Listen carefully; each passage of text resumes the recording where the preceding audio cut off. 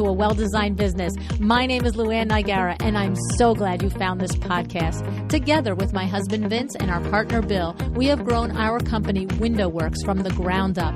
So I know and I understand the challenges you face in running your interior design business. I also know that your talent alone isn't enough to ensure your success. So on this podcast, we talk about strategies and practical steps to help you grow your business. But make no mistake about it, we have our share of fun here too, mixed in with those aha moments that I love so much. This isn't fluff. Nobody has time for that. Whether you are a new interior designer or a seasoned designer, I am here to help you create and to manage the kind of interior design firm that you dream of.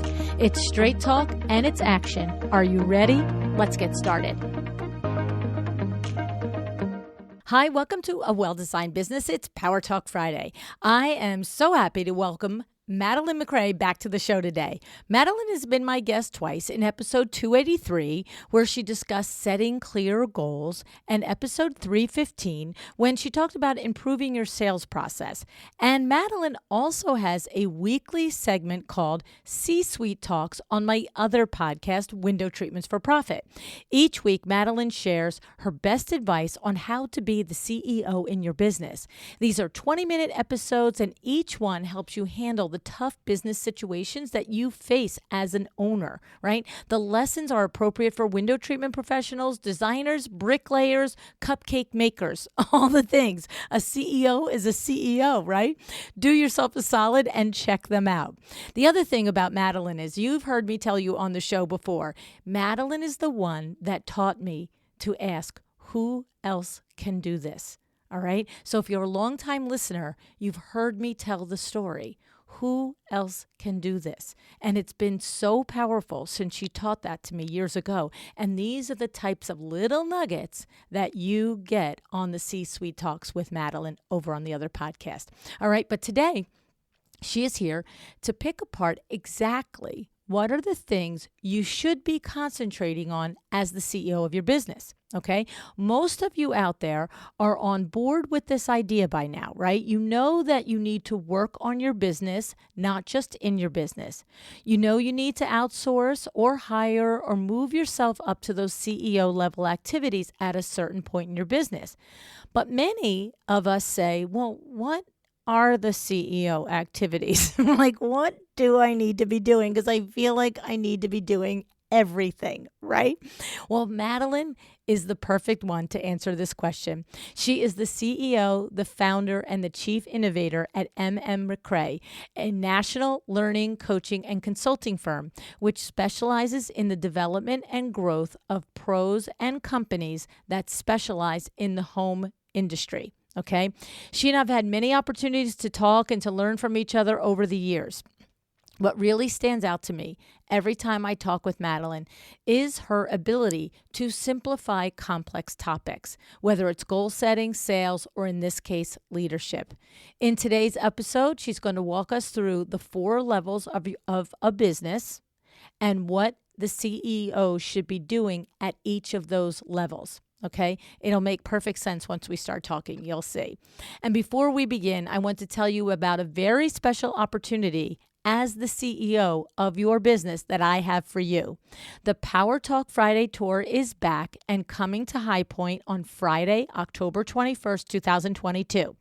This Power Talk Friday day is specifically for multiple 7-figure firms. So that means to participate, you must be doing more than $2 million a year in gross revenue. The challenges that you face at this point in your business journey are different, and I know you need to and want to be in the room with business owners at your level. I know this because I get emails from you asking me for this. So head over to powertalkfriday.com to learn more about this very unique in-person one-day event. All right. So that is going to be Friday, October 21st, 2022 in High Point. Okay. Now let's hear what Madeleine has to say about what we should be doing as the CEO in our businesses.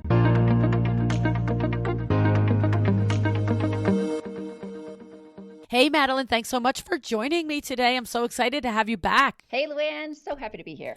Well, you know what's funny? Because we just were able to spend time together. After not seeing each other for 4 years, we saw each other twice in the last 3 months, both in Love it. Orlando and Fort Lauderdale, right? Yep. It Speaker was life. great. It was great. We were both speaking at KBIS and IBS and then at IWCE and our EW conference. And what's funny is what keeps coming up is this conversation about being the CEO in your business. And from this conversation, I keep getting inquiries, Madeline, that are like, okay, I get it.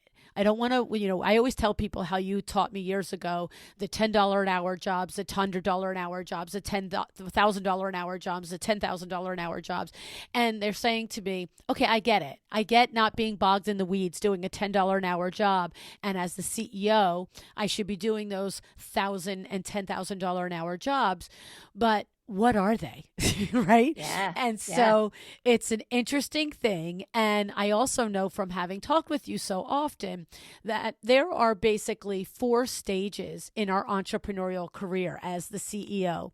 And so I thought, why don't you lay out those 4 stages? Because as you have expressed to me, CEO activities are different across the 4 stages. So let's have an understanding of the 4 stages, and then we'll pick out how we understand our responsibilities at each of those stages. Does that sound like a good place to start? Yeah, love it. Love it. Perfect. So I think that this topic is so profoundly under-discussed because business owners are just lumped into this whole entrepreneurship game, no matter which stage of their business they're in, and they're all kind of held to the same standard. But when you're in different stages or phases of your business, a lot more is required of you at different stages in different ways. So I like to break it down, as you were saying, into those 4 different categories. And the first one is the solopreneur. A solopreneur is someone who is, as one of my early clients told me, he was a window treatment dealer and he said he was a chief cook and bottle washer. It Right. means he did everything, right? All the things. And that's really normal. It's very typical. It's where most people begin. And it's where a lot of business owners choose to stay. There's a huge swath of people who are the be all end all. They are their business. And that is a solopreneur. You handle everything from the answering of the phones to the sales consultations to the ordering and vendor relationships, et cetera, et cetera, et cetera, et cetera, even sometimes all the way into installs, right? So you have delegated very little and you have extremely limited support, and it is all on you and your shoulders. That is the solopreneur. The next stage is where you start to build out your business a little. You start to bring in other professionals to help you. Maybe you bring in a professional installer. You might hire a bookkeeper. You might be bringing on an assistant. Maybe you're starting to hire sales team members. And that's where you start to become an owner operator. An owner operator is someone who spends 80 to 90% or more of their time working in their business, right? Working as an employee of their own business, doing all the things. And in this stage, you still are wearing most of the hats, but you're starting to manage other people. You're starting to bring other people into the mix to support your activities, and you're still driving the bus, right? You're still the be all end all in a lot of ways. And in this stage, the tricky thing is you often become the bottleneck, Mm. where you become the rate limiting factor of your own business. And this is where we'll talk about what you have to do to get better at this stage, but this is where a lot of very high volume of companies stay, that the owner operator level is where we see a huge volume of businesses in our industry. And the next stage above that is where you become an owner manager. The difference between an owner operator and an owner manager is that an owner manager manages managers. Mm. Right. That you start to bring in people to help you manage the team that you've now created, that your team has become broad enough that is too many human beings for you to manage on your own. And you have to start bringing in other people to manage your team. So this is where you're delegating higher level skills. And this is a fun stage because you get to start to shape your business differently, and you're working on a little bit more strategic components inside of your business. And you can really go much further, much faster when you have more people in those management and leadership roles, because those are the harder ones if you have a bunch of, lots of frontline workers, but not a lot of managers. And then the final stage is where you truly, I say, ascend the throne, when you really become a CEO. And a CEO is one that has a full-fledged management team underneath them, and all of their business is departmentalized.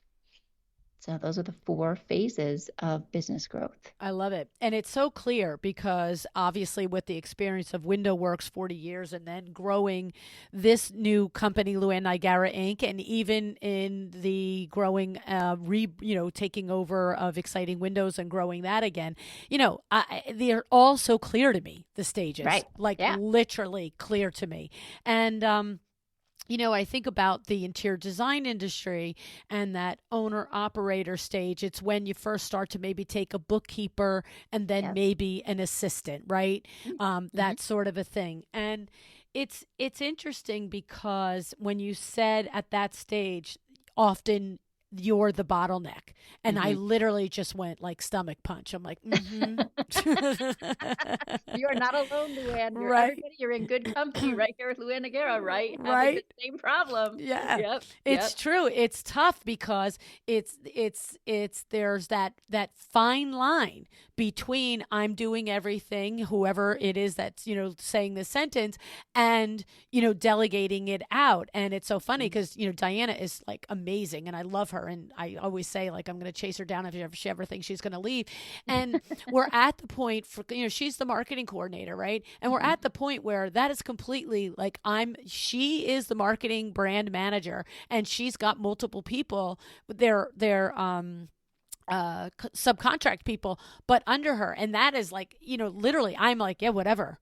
Yeah. I look only on Yes. strategy, but there's other places of our business now that I'm still the bottleneck because I don't. So it's interesting. So you could be in that owner manager stage, but only in certain aspects of your business, right? Right. Yeah. Because the stages aren't, even though it's very Owner clear when you operator discuss stage. it. I'm sorry. Yeah. Yeah, no worries. Even though it's really clear when you discuss it and it seems very cut and dry, the truth of the matter is that these stages there's a lot of gray area Mm-hmm. between, right? You're becoming an owner manager, but you're still an owner operator, and Right. that transition. And the truth of the matter is, at each stage, you have a lot of attrition, right? You have a lot of companies that don't make the leap. Right. Right. Because for whatever reason, sometimes it's not a bad or wrong thing. It's just you choose to stay at this level because it's more comfortable. Maybe it's more profitable. There's lots of reasons to stay at the level where you are, but it really does determine what you do next based on whether you want to stay at that level or you really want to break through to that next tier. Well, and I think that's an excellent point to really just emphasize there is there is no rule book that says the only end game is getting to full-fledged CEO status. Yeah. It is a completely worthy endeavor to be a solopreneur your Yes. entire career or an Yes. owner operator or an owner manager. But the idea, to your point, is when people are coming to you or to me and saying, what are my CEO activities? It's first to get clear on where is your business now and possibly answer the question, because there is so much gray area in the growth and the transition. Where do you want it to be? Because then that Right. starts to inform your goals as the CEO and where you spend your activity, your time. Right. Is that right? Right. Absolutely. Okay. And it's really important to remember that growth eats capital. Mm. So sometimes we get this idea of like, oh yeah, I want to go to owner operator, and then I want to go to owner manager, then I want to go to CEO. And all the while, you're having to take that profit that your business is generating and reinvest into different things, Right. reinvest into higher level people. Right. When you're at CEO level and you're running a complex organization with 50, 75, 100 or more people, there are high level team members that you're employing that you're paying a really beautiful multiple 6-figure salary. Right. And when you're a solopreneur, like that's money you're making. Right. So there is a cost to growth, both in time, effort, energy, stress, learning, all of the things that you have to decide if you want to take it on. Mm-hmm. And it's not bad or wrong to say, you know what? I built something beautiful here with my team of 5 people. I'm perfectly content. We're profitable. We're having fun. We're serving our community in the way that we want to be. We're well respected. I'm cool here. Mm-hmm. Mm-hmm. I applaud you. Well done for knowing what you want and for sticking with it. 100%. I would say the majority of people that I run into across the interior design industry as well as the window treatment industry, I would say just as a top of my head sort of like thinking about it, Mm-hmm. the majority are interested in being a solopreneur or owner manager, interestingly. I've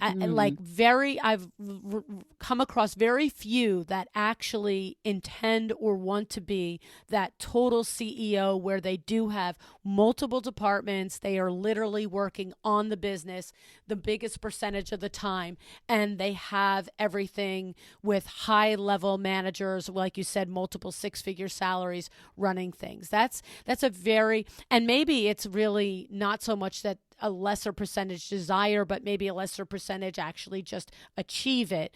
But Right. I do meet a lot of people that are like, I'm happy as a solo. This is what I Yeah, want to do. absolutely. Yeah.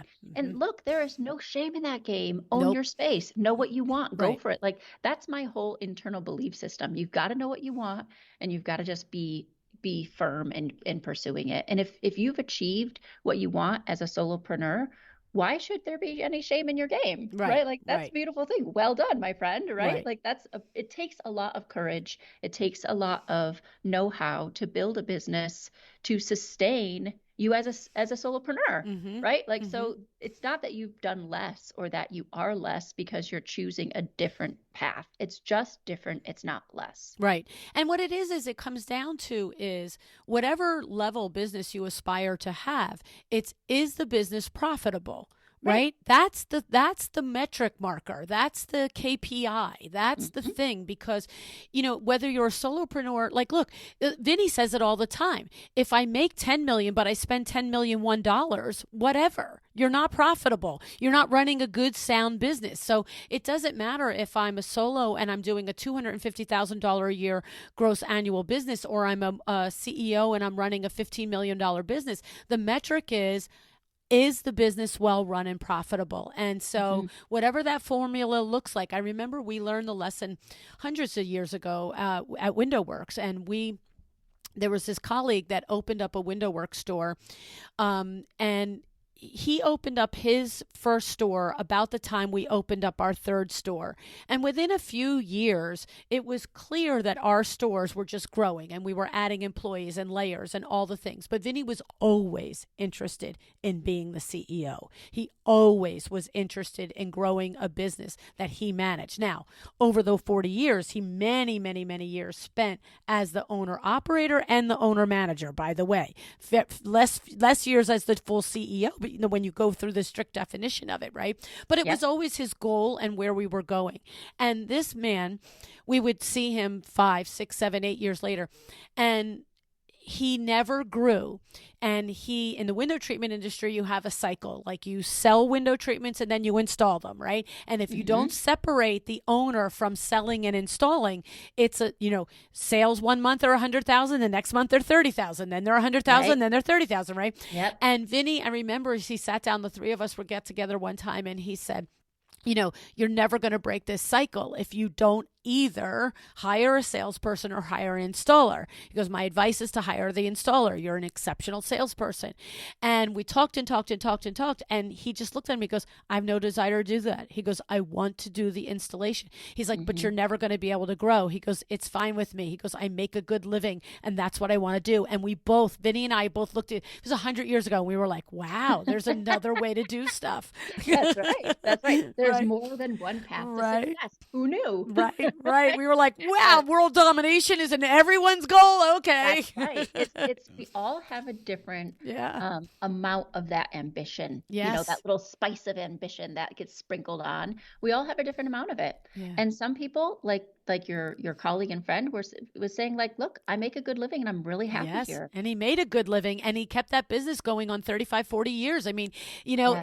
it literally, and we saw him every year on the Hunter Douglas trips and all the things. And and it was one of the very first people that I remember having such respect for, just identifying what their goals were and sticking to it. And it was Yep. just so, like you said, beautiful. So Yeah. awesome. So Yep. now, once we have this little come to Jesus moment with ourselves and we actually take a look at where our company exists now, our Yep. interior design firm or our window treatment firm, where it exists now, and then we have the second little chat with ourselves and saying, what do we really want from it? Because that might be an aha moment for somebody that they're like, oh, I'm actually happy at this level, or you know what, with a vision and a plan, I'd like to grow to a different level.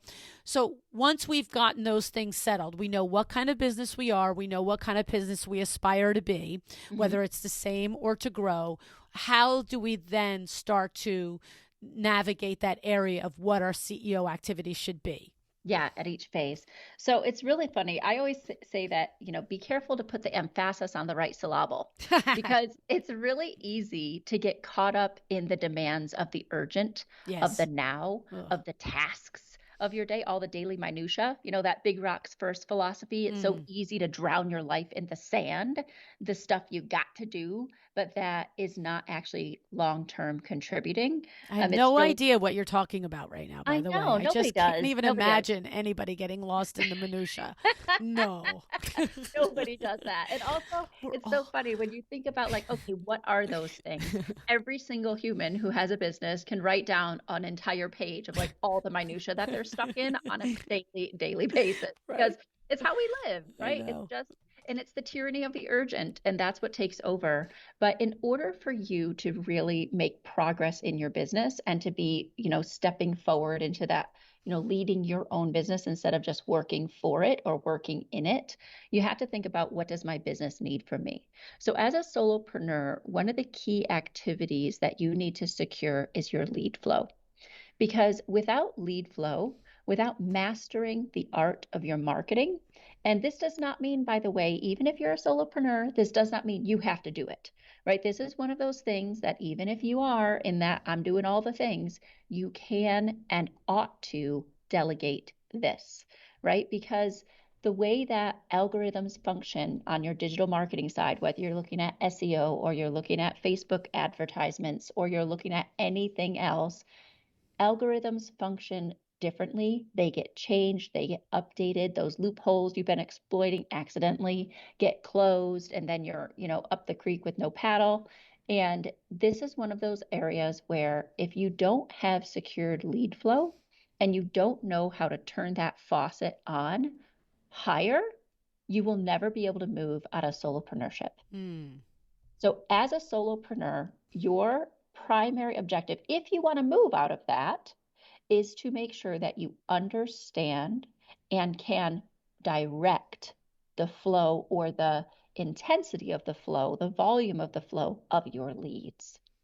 When I started MacRae Coaching and Consulting, so just a quick little moment. I have two businesses as well. I have my MacRae Coaching and Consulting, where I do corporate consulting and I do one-on-one private coaching at an elite level for business owners of all different types in the window treatment industry and interior design throughout the home improvement space.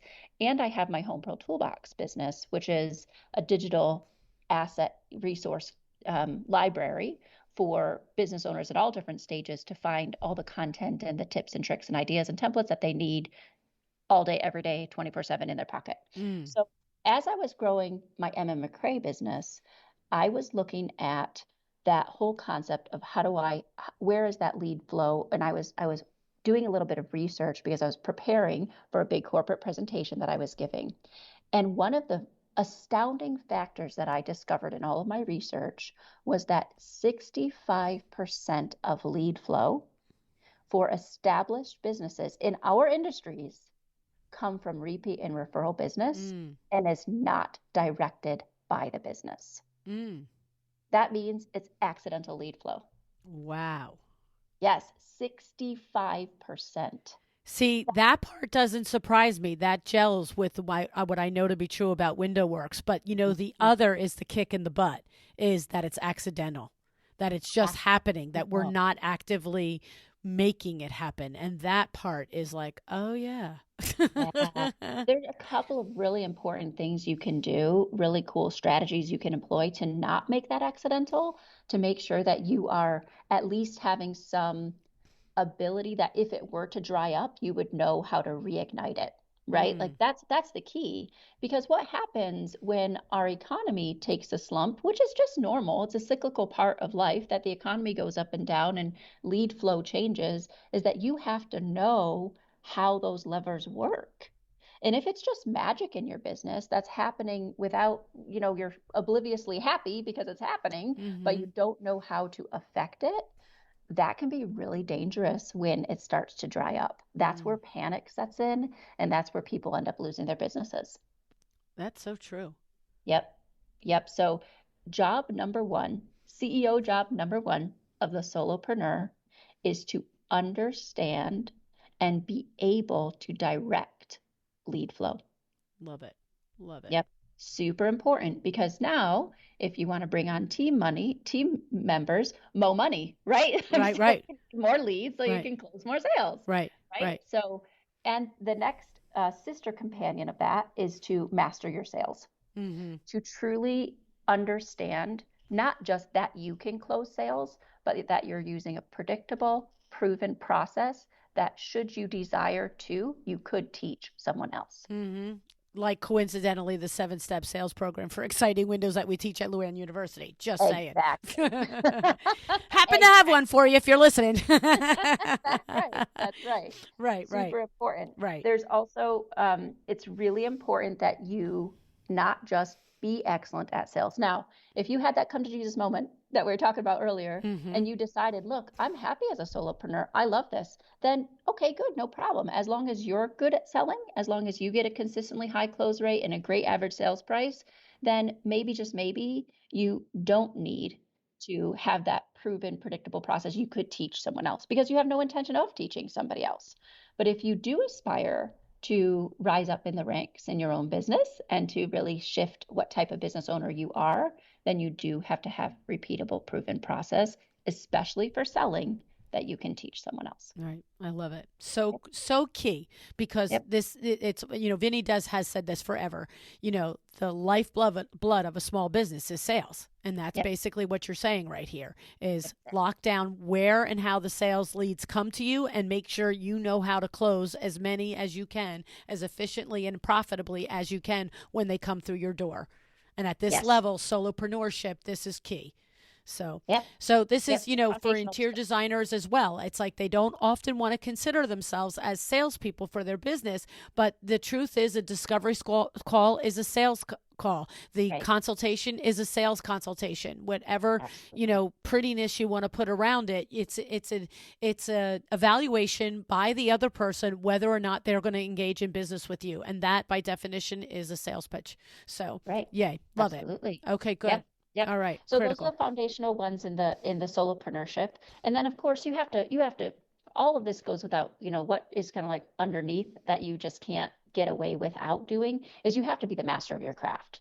Mhm. Right? If you're an interior designer, you have to create beautiful designs and follow through on the delivery side of your design. Right. If you can't deliver what you promise, then you're not going to have a business at all.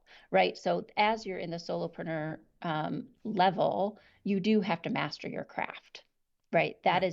That's the go without saying part, although Right, I'm right, saying right, it, right, right, because that's an underlying functional must-have of your business. right. So those are the foundational skills that are required in order to solidify yourself at the solopreneurship level. Right. And so just, what you mean by that is, look, if you're going to open up a bakery and you were going to say, I'm going to sell, cupcakes. And my number one thing is I got to figure out how to sell more cupcakes to the same people that bought them before, my repeat and referrals.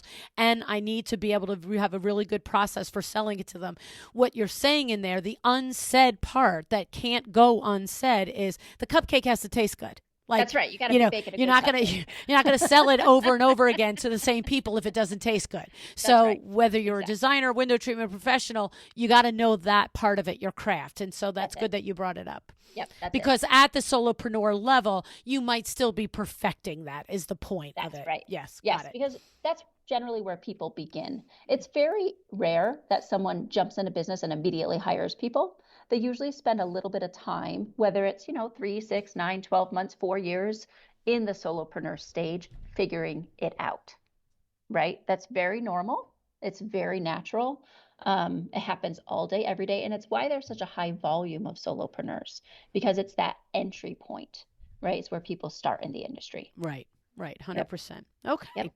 Very good. Yep. Next, I guess we should go to the owner operator, right? Mm-hmm.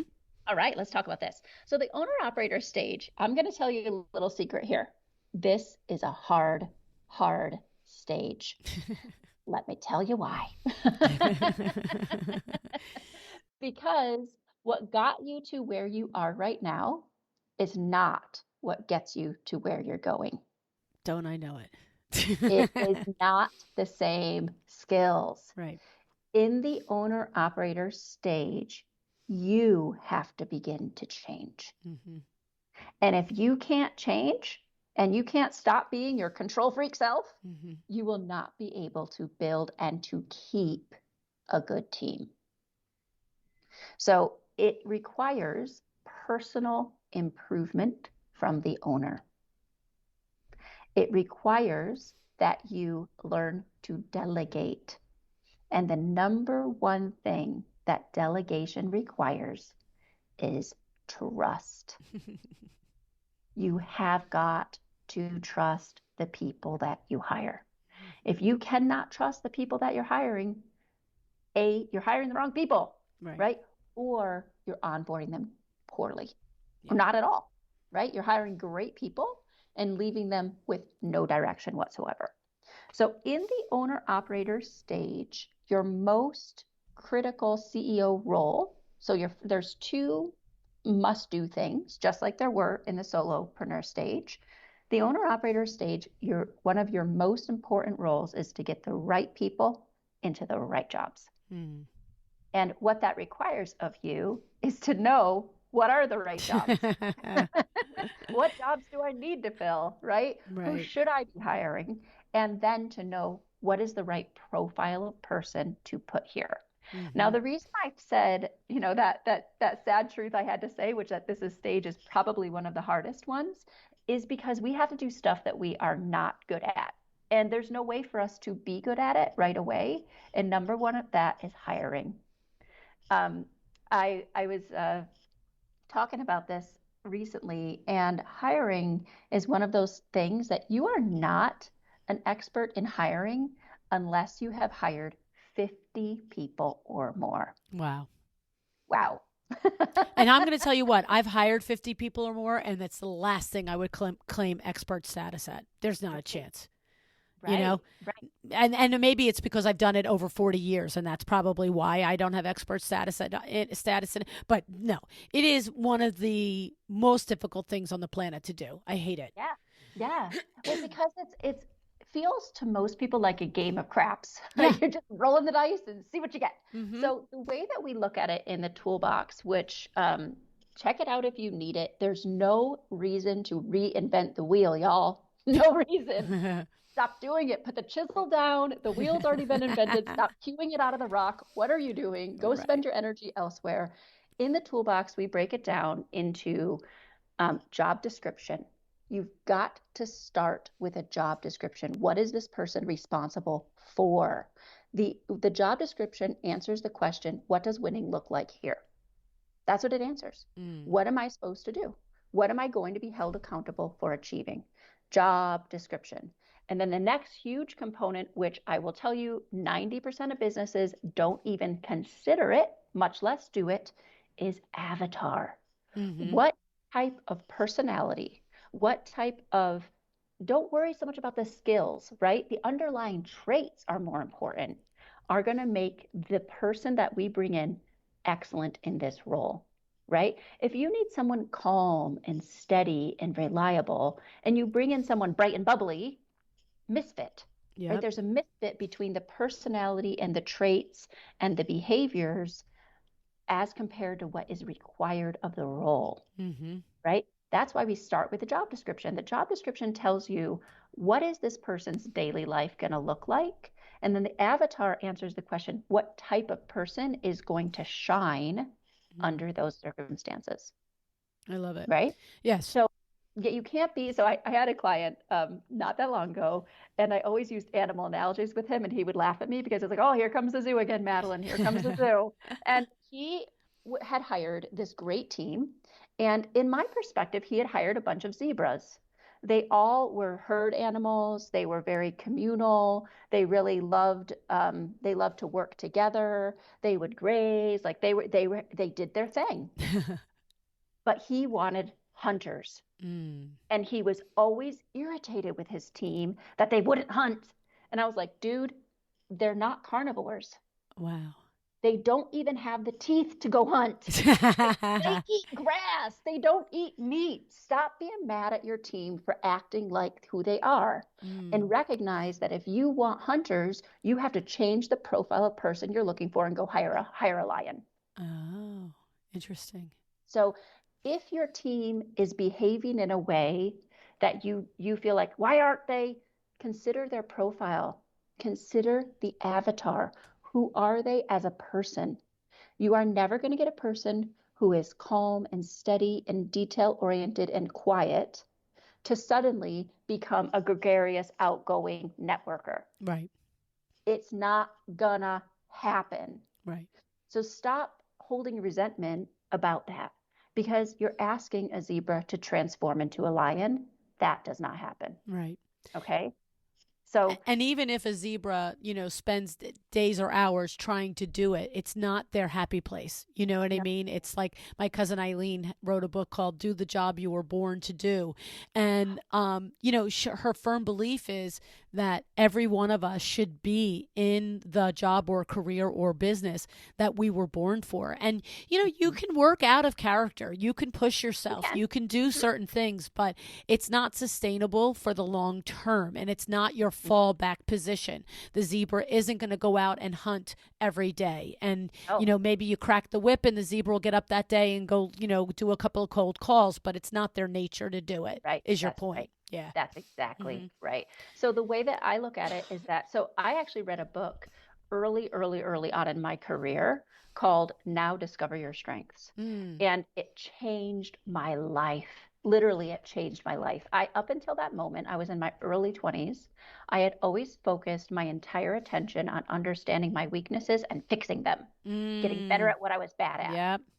And that book made me stop that completely and focus almost exclusively on my strengths. Yeah. What am I actually good at? And go do that. Because in this book, the premise is that you will be able to do twice as much in half as much time when you're focused on a strength area. Right. You'll go further faster. You'll love it. You'll feel renewed. You'll feel refreshed. Yeah, you're going to work dang hard, but you're not going to be depleted at the end. You're going to Right. feel proud and happy and joyful. Where if you stay focused on an area of weakness, or as you were saying, you're doing something that's against your nature, that's not really how you're built, you'll be able to do it. You'll do it inconsistently. Mm-hmm. You'll be completely drained and burnt out, Yep. and you will feel depleted as a person. Right. Right. So when you're hiring, job description, avatar, then you advertise for the personality, the person who you're looking for, and then you vet them in an interview process to screen for those traits. And the cool thing is in the toolbox, we've got it all. Like you can just download. You do not have to reinvent the wheel here. Love And it. then the most important piece, which again, overlooked by 90% of businesses, is once you bring them in your business, you have to onboard them.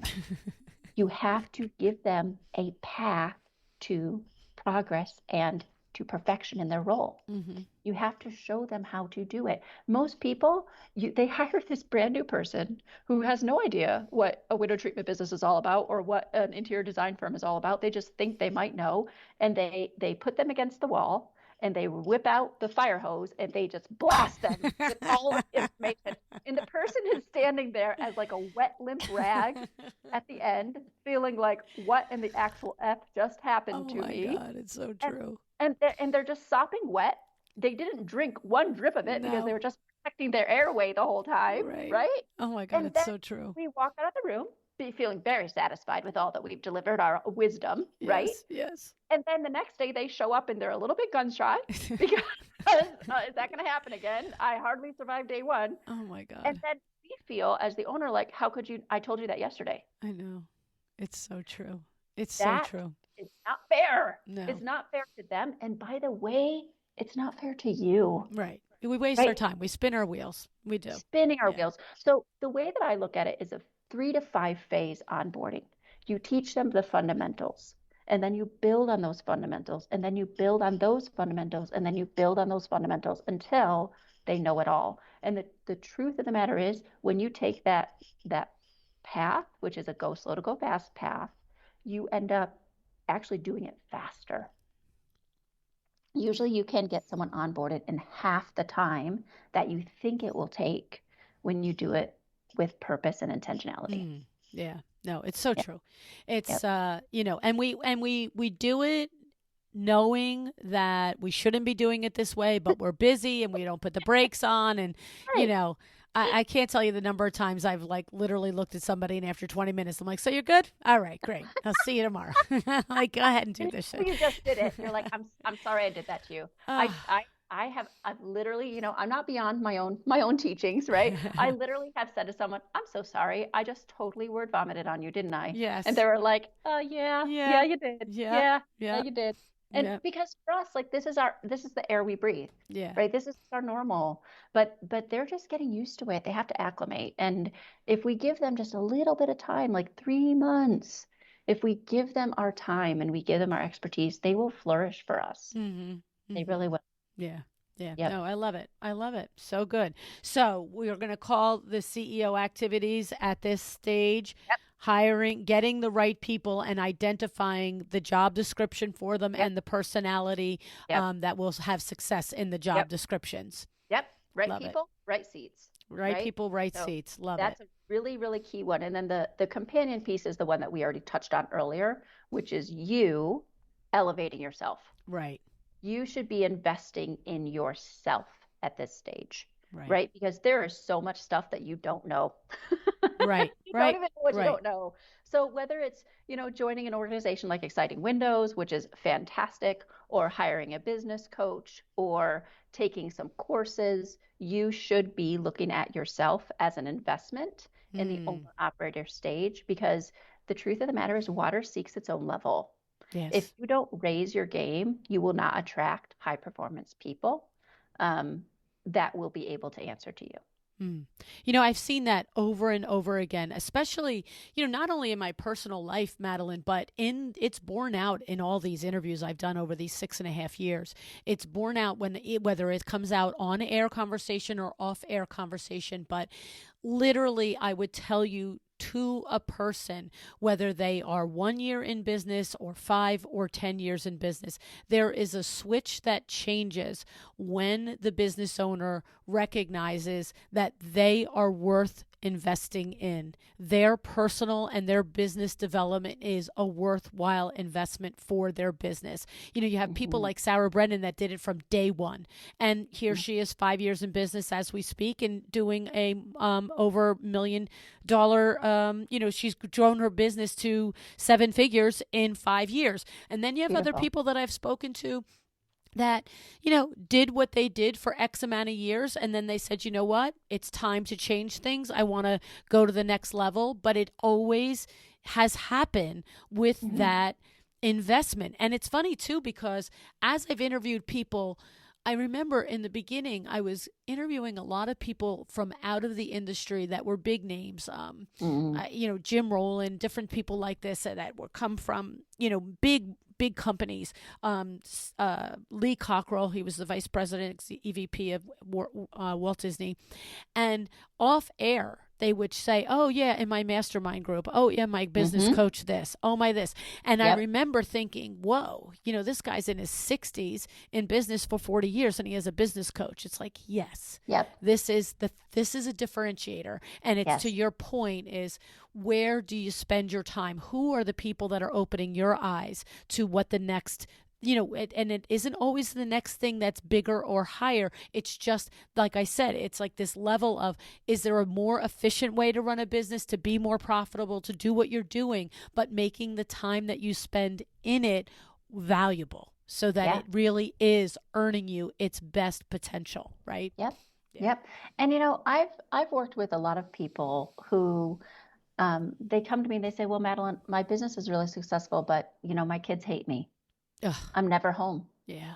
I work every weekend. I'm gone every night, Ugh, and I don't know what to do. Like my kids are about to go off to college now. I just got a couple more years with them, and if I don't make a change now, I'm not going to have a relationship with my kids. that's I've only sad. got a couple more years. It's sad. That does not have to be the story, Right. right? That doesn't have to be your story. You're choosing. I actually was on a phone call with one of my clients, and he said, "Oh, I've sacrificed so much."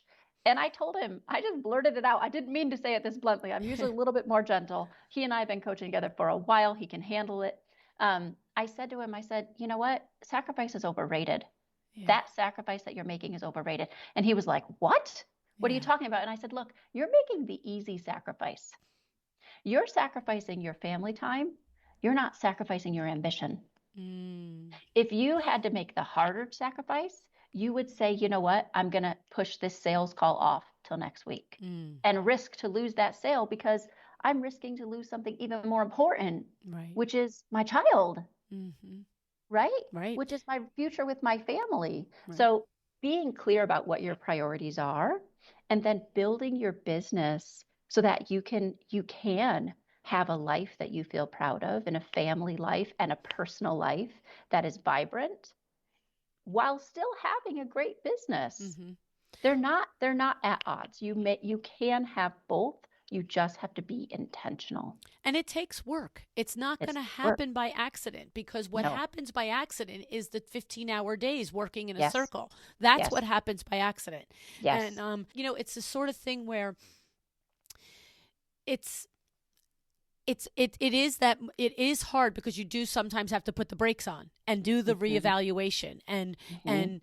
reassess and figure out what you want. But to your point, don't kid yourself that you're not choosing it every day. That's really what That's you were right. saying to him, is don't kid yourself that you're not making a Yeah. choice. It isn't Yep. happening to you. Right. And the thing is, we go into entrepreneurship. Look, a lot of us go into it just by accident. There's a lot of people. I have 90,000 conversations that are like, well, and then there I was in business, right? I mean, that didn't happen with, well, it kind of happened with me. It didn't happen with Vinny. Vinny intended to be in business, and I was dating him, and there I was in business. However, both of my parents were entrepreneurs. I'm 100% sure I would end up in the same thing anyway. But the idea is that there is this part of you as an entrepreneur, I think, that is attracted to it because you are wanting to be the master of your domain. You're wanting to have Right. the final say. But Yeah. then if you're living a life where you feel like the say isn't the say that you would say, like, what is the point? like that's Mhm. not the say I want to say. It's like, well, say what you want to say, you're right. Like it's Yep. crazy. But Yep. it's not Yep. easy, because you get wound up on it, is what we're Yep. saying. And you have Yep. to unwind it. But you can. You Right. can unwind You it. can. You Mhm. can. It's not fatal. It's a temporary situation, and it doesn't take as long as you might think to extract yourself from it. It just takes some decisions, and it takes some clarity about why you're making the decisions and some trust in what you've built. Right. Right. It takes all that. I So love it. those are the key things on the owner operator side. Right people, right seats, and invest in yourself. So yeah, so I love that. So now let's talk about owner manager, Madeleine. All right. So we are getting to the levels where the air gets a little rare up here. And what I mean by that, I talked about when I was building out Madeleine MacRae coaching. Well, when I was building out Home Pro Toolbox, we did a huge market assessment of the industry, multiple industries, to figure out how many people are in these different stages of their businesses. And a vast majority, far more than 2/3 of the industry is in solopreneurship and owner operator mode. So as we get up to the owner manager level, there are fewer and fewer companies that fall into this category, right? Mm-hmm. So owner manager, what is really important that you're doing at this stage is that you are devoting 80 to 90% of your time to the strategic components of your business and to developing the people underneath you. Mm. So that doesn't mean you're frontline workers. That means you're building managers. Mm. The owner manager is now concerned with right people in the right seats, yes, Right. but at a higher level, with ensuring that you're bringing in the right managers who align with your vision, mission, and values. So this is where you start to look at where are you going, and you start to be more strategic about the type of products that are more highly profitable, the type of developments you might want to make in your business, making changes to your infrastructure, to your software. This is where your focus shifts from people to systems and tools, because you could have all the right people. And this is, it starts to happen in the owner operator phase. And people who are building a great business will focus on policy and process and procedure, even in the owner operator stage as they start to build out their business. But it is absolutely mandatory when you're in the owner manager phase that you have solid, rock solid systems and processes running your business. 100%. So your shift, yes, you're still focused on the people, but at a higher level, developing out those managers. So what you're doing at this stage is you are teaching someone to think like you instead of someone to do functional work. You're teaching them to think strategically. You're thinking them to look with you at the bigger picture. You're planning more, right? You have to be thinking about, 5 months ahead, because you have a bigger volume of people you employ. You can't operate your ship that you have now like a little teeny tiny rowboat, right? You have to be looking with a little bit longer view. You have to be planning. You have to build more consistent structures into your business, right? This is where people start to adopt operating systems like EOS, the Entrepreneur Operating System, Traction. They start to develop out those operating systems that teach them how do we function continuously and predictably. This is the stage where that becomes mandatory. Yeah. It's a nice to have at earlier stages, and it's a mandatory one at this one. Yeah. So true. Again, looking through it through the eyes of WindowWorks, it's 100%, you're just speaking gospel here. Yeah. Thank you. I have been through this with a number of companies. No, I mean, it's just 100% true. They're non-negotiables at this stage. 100%. It's just non-negotiable. Yeah. You will, you cannot, so in an owner operator level, and definitely in solopreneur, you can accidentally build your business around a person, right? You can develop out the function because the person is good at it. At owner manager stage, you cannot afford to build your business around the people. Right. You have to build the business and the processes and the functions, and then bring in the people. And here's the difficult truth at this stage is when your business is making the leap and you're making the leap from owner operator, owner manager, this is the time when some of the people who helped you build it leave. I know, right? Because there's a different style of person who likes the foundational work, right? There's a person who loves all that, like wearing all the hats. And when you start to say, look, we're too big now for you to do all of this, we have to pull this apart and make this two different functions. And you're going to have to give that up, and you're going to have to wear fewer hats, but wear them better. There are individuals who won't like it. Right. Don't take that attrition as evidence that you're doing something wrong. Take it as evidence that you're doing it perfectly, because it's just normal. So true. So true. Really... We just had this big discussion in a partner meeting at WindowWorks recently about taking a position and, splitting it up into 2 or 3 roles. We're just like, it's too big now. One person did this. It's too big now. It's you put $3 million Yep. more a year on the same position, and it can't be done by one person. And it was a big discussion about how does it get broken up? What makes sense to get it broken up, and then, like you said, put it to an SOP, and let's clarify Right. it, and let's enunciate it, and yada yada yada. It's insanity. Yeah. It's insanity. Yeah. It can be very painful because so often we've associated that work with the individual who does that Mm-hmm. work, and it's not about the person. No.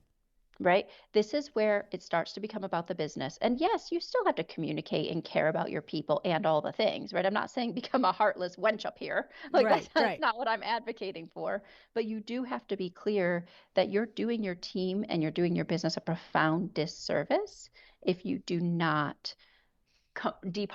start to pull those roles apart and give them what is realistic to achieve. Remember how I talked about the job description being what does success look like in this role? Mm-hmm. If you're saying like, look, one human just cannot do all this, then you have to make it realistically achievable for one human to do the volume of work that you're expecting within that role. Right. Right. Yep. Yep. Just critically important. Mm-hmm. Critically important. So, in this owner manager stage, you're raising up managers. So you're shifting your right people, right seats to a higher level employee, and you're I would say downloading your own business acumen into them, right? Helping them to think like you, to look at the business like you.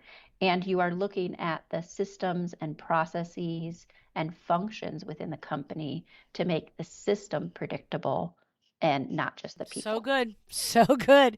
Easy to say, not easy to do. So here's a cool thing. I was just writing a blog the other day about the difference between simple and easy. And here's an aha moment I had. I was writing my own stuff. I was like, oh my gosh, it's so weird how that happens sometimes. It's that easy is about understanding the concept, right? Easy is like, oh yeah, I get that. And it's not in the execution. Right?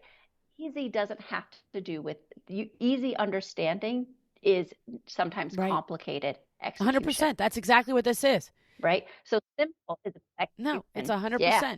Yep. It's exactly. 100%. And the thing is, again, Yep. to my other point, and everyone listening, they get it. Nobody's like, hey, let's just turn the fire hose of leads off while you figure this out. That's right. That's right. That's right. And that's why at the owner manager stage, it's more important because now you have mastered your lead it's flow. on full you force. have the right people, have all the that. Yeah, everything is like full charging forward. It's not like, please hold while I solve this problem. But the beautiful thing is as you get to owner manager, you are starting to build out that management team so that you can step away from the business. You can go on business retreats. You can go to a full day, multiple day mastermind group. You can do these things without your business stopping or it's imploding. true. It can. And it's, when you get to this stage, it is capable of those luxuries. It's true. Right. Yep. 100%. That's right. That's right. Yep. All right. So should we tackle CEO last but not least? All right. So this is where everyone really truly hopes to be. Everyone wants to be a CEO. CEO chops are intense, y'all. We all put it on our business cards when we're in charge, when we have a small business.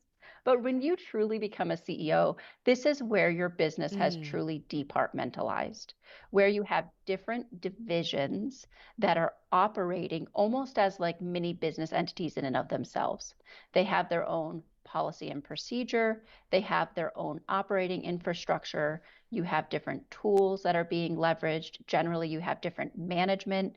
I actually worked with a company a couple years ago where we did this leadership exercise of what we called establishing the bar, which means like, what is the culture of your division?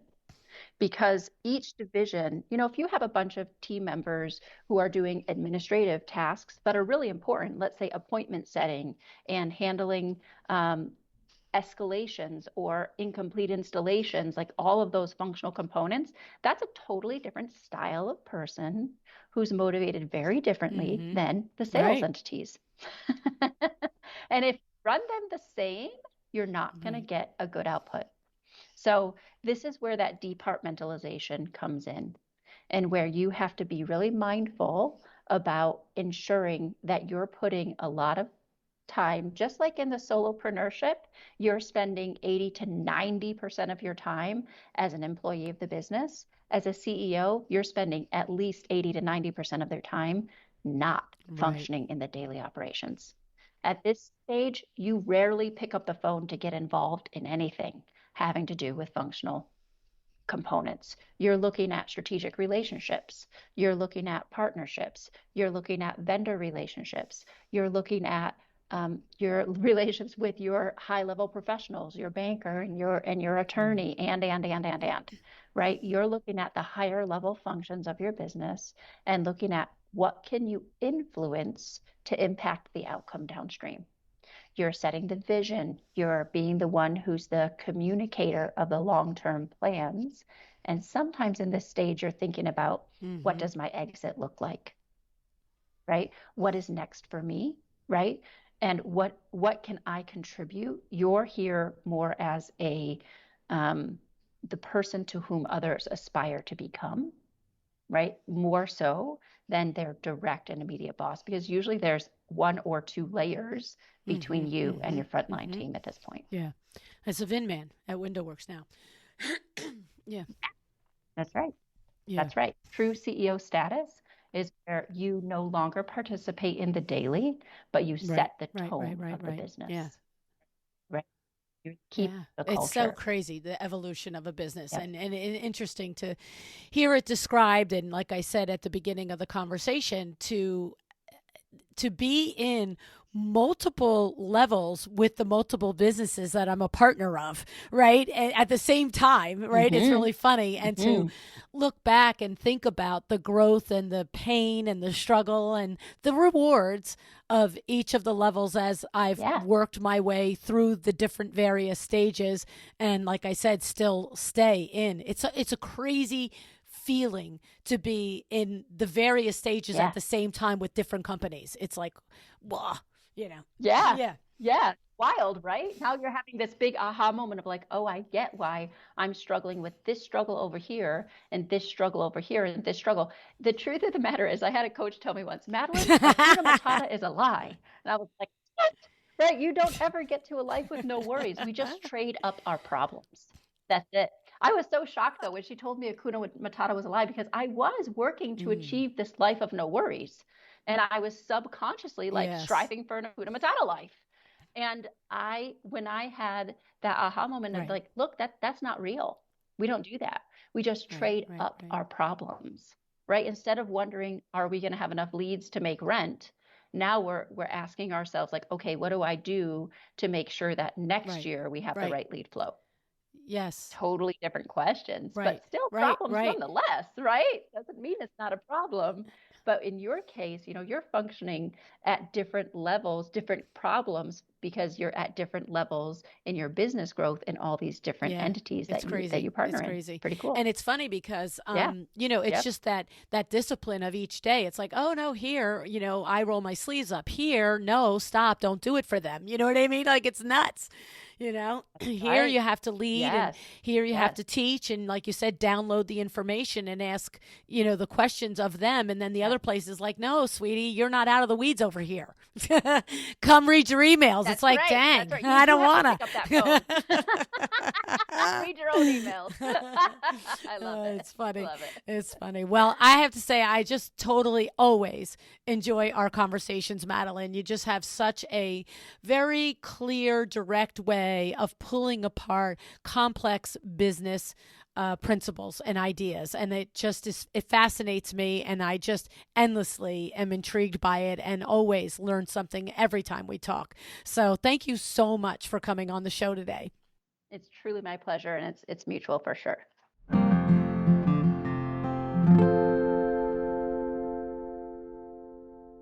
I wish you could have seen me during this conversation because I was literally practically physically nodding my head in agreement almost the entire conversation. Everything Madeleine said here in defining the 4 stages of a business and what it takes to succeed and grow in each level, I have experienced over these last 40 years of business, from Window Works to LuAnn Inc. to Exciting Windows.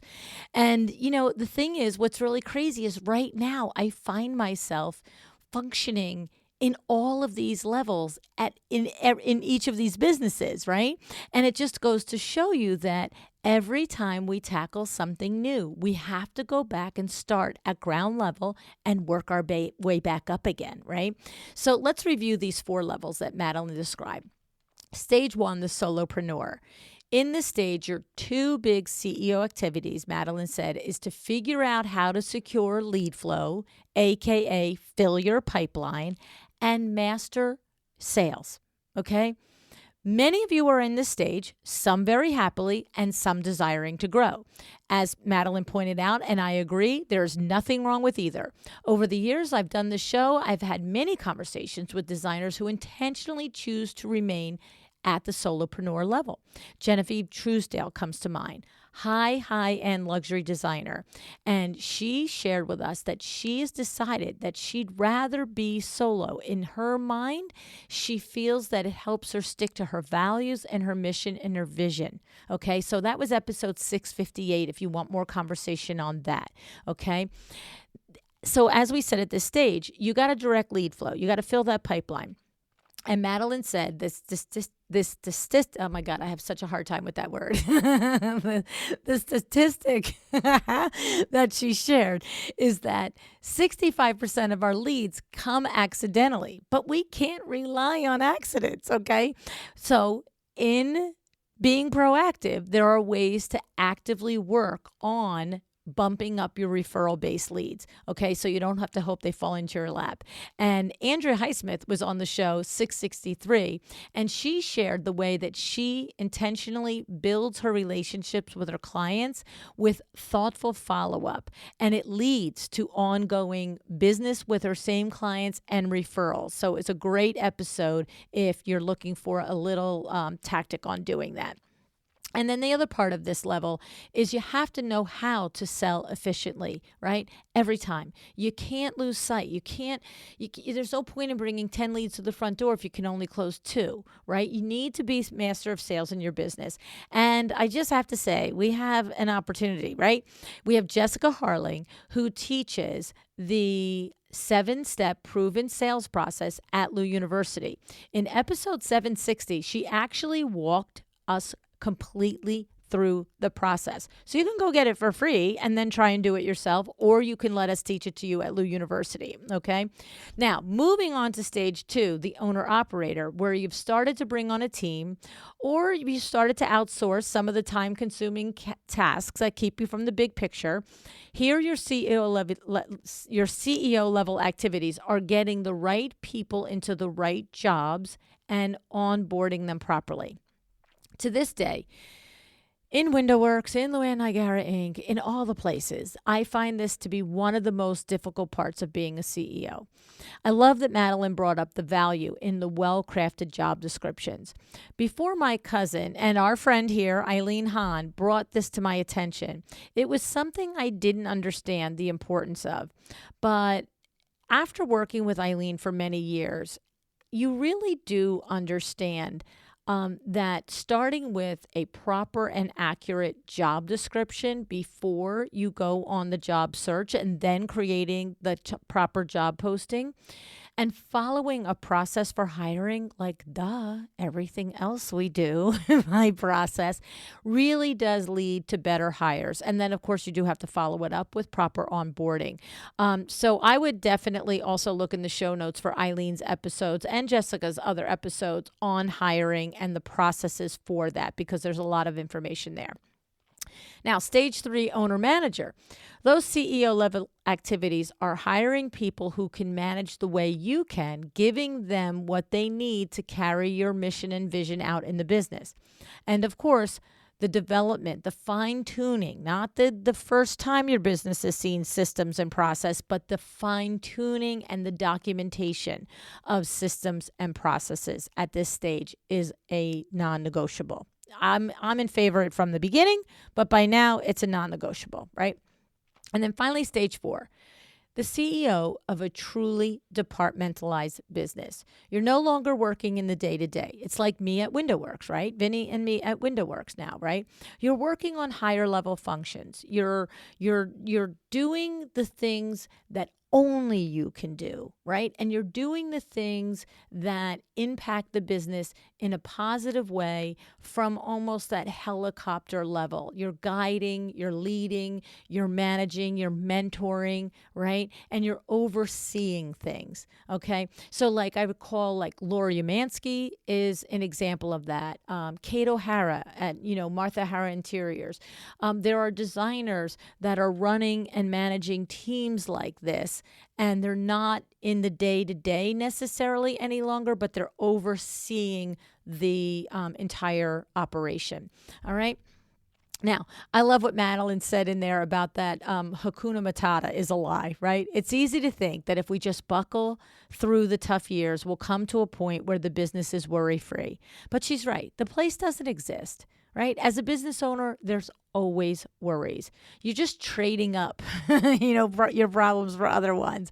But it's okay. It is. I mean, do you wake up in the morning and expect everything to be okay all the time? It's silly. It's an unrealistic expectation, all right? But what matters is defining what you want those worries to be and deliberately crafting your own role to help you get there, right? So that you are spending your days doing the things that you want to do. And you might have to plan and dream for it. Maybe you're a solopreneur now and you want to be that fully departmentalized business someday. So you make the steps, okay? And if you are struggling to grow to the next level, maybe you're stuck in transition or you can't quite handle what comes next, then Madeleine has an awesome solution for you with her Home Pro Toolbox. It is everything from mindset switches to templates to hiring and job descriptions for guidance on sales, marketing, goal training, everything. I can tell you several of our exciting Windows members have subscribed to the Home Pro Toolbox and rave about it. I mean, we love it at WindowWorks. I can tell you that, but rave about it. So definitely check it out. You can access it at homeprotoolbox.com/LuAnn. All right. So I have to say, again, I just love when Madeleine is on the show. I said it at the top. She has a way of cutting through some of the noise that's in your head as the business owner and just helping you see the clarity. And if you felt that sense today too, I definitely, again, encourage you to visit our Window Treatments for Profit podcast. And, if you don't want to listen to all 3 shows every week, definitely check out Madeleine's. Of course, we've got Vita over there on Thursdays with our famous Vita from WTF episodes. She does Vita's Tips in 10 there. And then Mondays, I do an interview or a solo show. And business is business. So avail yourself of anything and everything that resonates with you in order to help you grow your business better. Okay? I mean, that's what I want to say to you, right? Thank you. Thank you so much for listening. Thank you, Madeleine. Love you, lady. I hope that this helped you get some clarity on what you should be doing as the CEO and give you a little bit of focus. Certainly was our intention, and I hope it happened. All righty. Thank you tons for joining me today. Decide to be excellent. Thank you for joining me today. This podcast is a production of LuAnn Niagara, Inc.